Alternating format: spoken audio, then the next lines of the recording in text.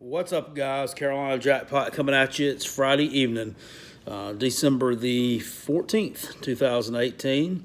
Cold and rainy outside here in the upstate of South Carolina, and I figured I'd just jump on and talk about one of the college football bowl games we got coming up that interests me greatly, and I know a lot of the people that follow the channel will be interested in this one. This is the Sugar Bowl between the Georgia Bulldogs versus Texas Longhorns. We always have a good following when we get on here. We have a Georgia Bulldogs video, get a lot of good feedback, a lot of good comments, and banter back and forth on those. So we're going to jump in here and do that one real quick.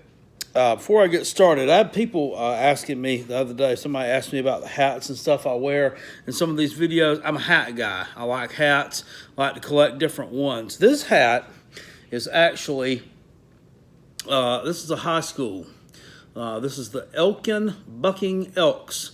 Elkin is a small town in northern North Carolina, about 15 miles from the Virginia border up I-77. If you're going north from Charlotte, it's almost in Virginia. You could throw a rock and hit Virginia from Elkin, North Carolina. And we stopped there at a Citgo/Arby's on the way to Pennsylvania last July. And I saw this up there for sale in the Citgo/Arby's gift shop, and I just had to have it. I said, especially because their team is called the Elkin, it's called the Bucking Elks. I said, I like that. So that's what I do. I got all kind of different ones from different places. I have no allegiance to the place. If you know anybody from Elkin, drop a comment in the comment section below and let me know. All right, UGA is a 13-point favorite as of right now in the Sugar Bowl.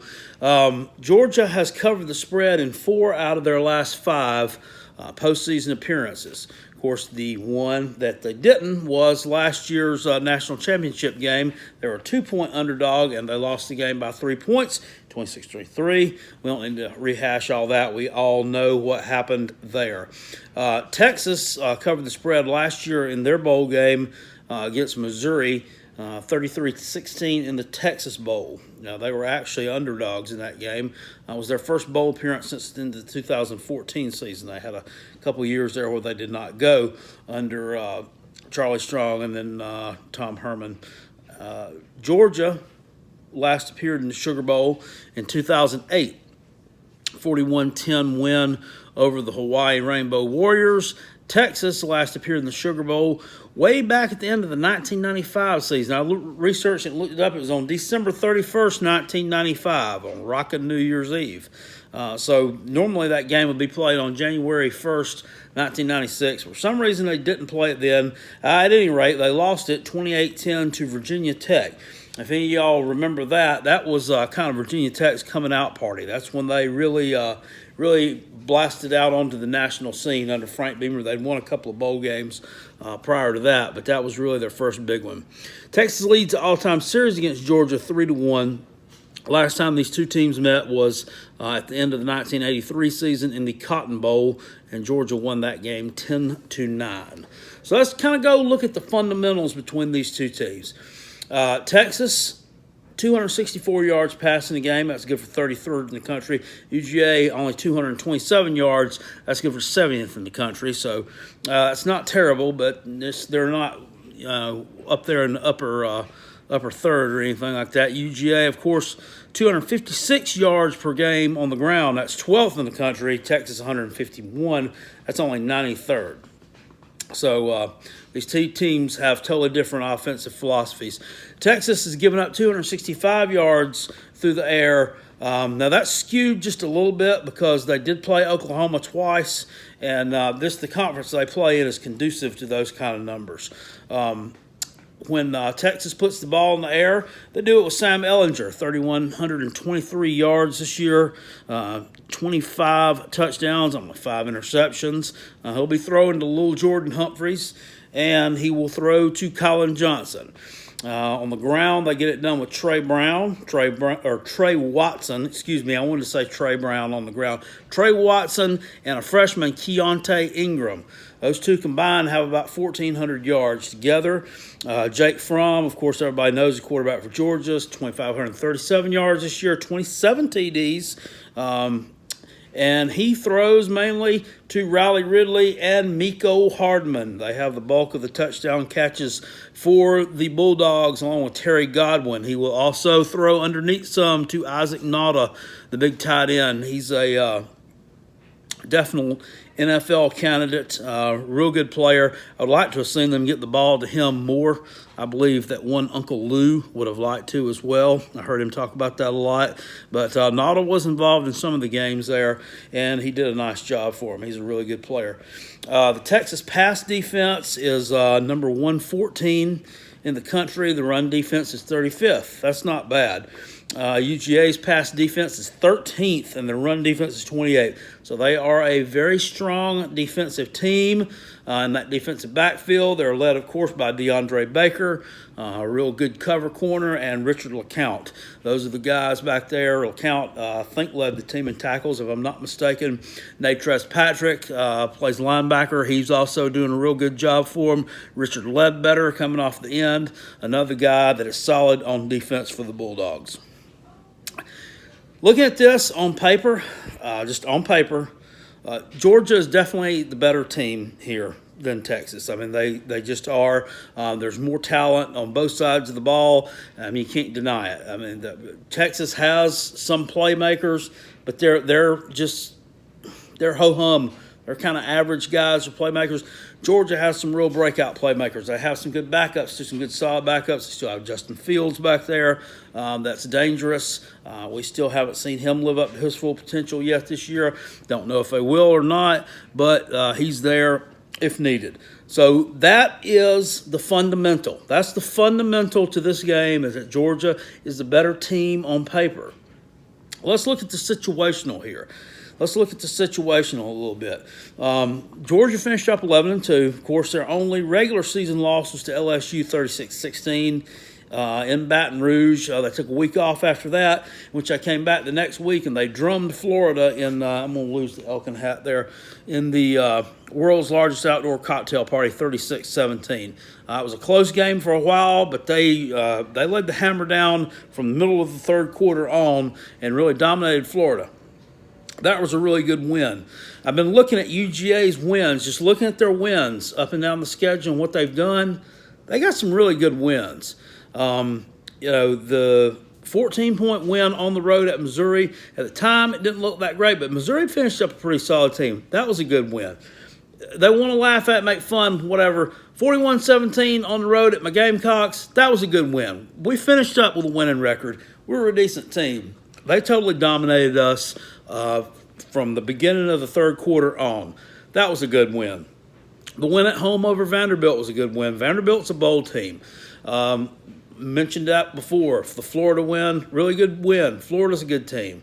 They had a couple of wins over, like Middle Tennessee, I think, and then UMass. I mean, you want to, it is what it is. They should. I mean, they just totally decimated and dominated those teams. Just dissected them, beat them up one side and down the other. The Tennessee win, another good win by the Bulldogs, and then the Auburn win. All those were really solid. I mean, and they weren't really seriously challenged in any of those games. Kind of something like last year. I think last year they were just a little bit more dominant, but, I mean, not a whole lot more so. The LSU loss kind of woke them up. The Kentucky one. Let me almost forget Kentucky. Kentucky, on the road, hostile environment. SEC East was on the line. SEC East was no problem for Georgia. That game was never in doubt. They cruised to a victory. Texas, on the other hand, looking at them, their big games this year, the Oklahoma State game, the West Virginia game, they didn't win. They were not able to pull them out. Now, they just were not able to pull those games out when it mattered. And then you want to look at some other ones, a terrible Texas Tech team, a terrible Kansas State team, a terrible Tulsa team, a Maryland team that, they got rid of their coach for obvious reasons. I mean, you lost to those guys, and you played close games against some of those other ones. Kansas, you play a close game against Kansas, and it's not like you're in danger of losing those games, but it's the fact that you couldn't put those kind of teams away. You just let them hang around, and then you did lose the Maryland game. Embarrassing and sad. That's not good. So to me, situationally, that's not good for Texas. And you got to look at this too, and a lot of people are talking about this one, Mel Tucker, the Mel Tucker effect. Is that going to have any effect on Georgia? Mel took the head coaching job at Colorado. Good move for him, but is that going to affect Georgia on defense a lot? I don't think so. I really don't. Is Georgia going to come in here with a chip on their shoulder for getting the snub in that college football playoff? I really think they deserve to be in. I mean, to be quite honest with you, I think Georgia's better than Notre Dame, top to bottom. I really do. Notre Dame was undefeated. Georgia didn't win their conference. It is what it is. I still think Georgia's better than Notre Dame. I mean, from what I've seen, I just look at the eye test of what I've seen from these teams and what I look at on paper, and there's just no comparison. Georgia's better than Notre Dame.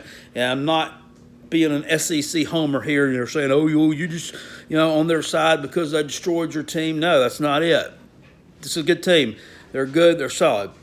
Are they going to come in here and play with a chip on their shoulder? They're going to be pissed off because they got left out of that college football playoff. If they do, look out. Texas, on the other hand, if they get this win, have they kind of arrived here? I know I talked about their bad losses. I talked about their bad loss and ones where they weren't able to pull it out. But they also did beat Oklahoma this year. Put a feather in their cap there. They beat Oklahoma, couldn't win the rematch. If they win this game, has Texas made its comeback? Have they gotten back into that next step to become an elite? If they win this game, I say they definitely have. I think they definitely have. I think Texas has more riding on this game here because if you beat this team, this is a team that will be preseason for the 2019 season ranked inside the top 4 in the country. No doubt about it. No doubt about it. One of the teams that will probably finish either 1, 2, or 3 in recruiting this year. If you beat them, this is a huge feather in Tom Herman's cap. They've got a lot riding on this, a lot at stake here. However, just looking at the numbers, looking at the opponents they've played and how they've played against them, I have no choice in this one but to take the Georgia Bulldogs to cover the spread here and win this game going away. I don't think they're going to have any problem putting Texas away. I do think they'll come in with a chip on their shoulder. I don't think they're going to come in with the we don't want to be here mentality that some teams come into these bowls with. I think Georgia, they've got all their players healthy. Everybody's ready. Everybody's coming to this one. And nobody's sitting this game out or anything like that. I think they're going to come in here and drop a bomb on the Texas Longhorns. And that's just how I see this one panning out. I see something like UGA 35, Texas 20. That's my prediction for the final score there. I do think they'll cover the spread, and it could even be worse than that. We could be looking like a 38-17 or something like that. So Georgia has a good defense. It could happen. That's my thoughts. That's my picks and predictions on this one. Next one up, we're going to do, let's see, Penn State and Kentucky in the, Citrus Bowl. And I'll get that one up in the next few days. So, by the way, before I get off here, make sure you go check out this channel. I'm going to link it in the description box below. The Gridiron Expert. Some of y'all have probably seen him. A lot of y'all may not have. He's trying to get to 2,000 subscribers. He's a younger guy. He's in college. I think he's actually at Oklahoma. He may be a freshman. I'm not sure. But he's trying to get to 2,000 subs. He's like a little bit over 1,800 right now. He puts out some really good content. Actually, his may be a little bit better than mine. A little bit more professionally done. He's not a homer. He doesn't really pick a side with anybody, but he does a good job, and I like watching this video. So I'm going to link him down in the description box below. If you go there and you haven't seen him before, if you like it, subscribe to the content. He does a good job, and you won't be disappointed that you did. All right, guys, I'm going to get out of here. And once again, Bulldogs cover the spread in this game. The Sugar Bowl, they are the 2018 champions of it. I'll see y'all later. Peace, and I'm out. Go Gamecocks and go Coach Boom.